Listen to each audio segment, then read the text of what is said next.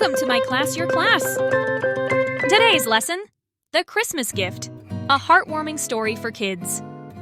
It was Christmas Eve in the little town of Snowville. Everyone was at home preparing the Christmas dinner, but something special was about to happen. The lost present. Charlie was walking home when he saw a shiny green box in the snow.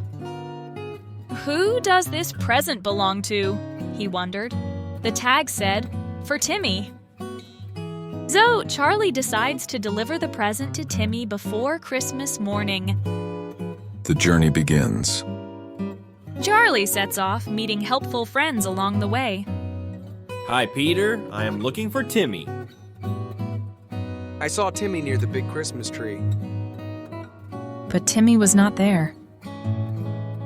Hello, Bart. I am looking for Timmy. Timmy loves sledding on Snow Hill. Charlie followed this clue, carrying the present carefully. Finding Timmy. Charlie finally finds Timmy near Santa's sleigh. Charlie gave Timmy the gift and said, "Merry Christmas."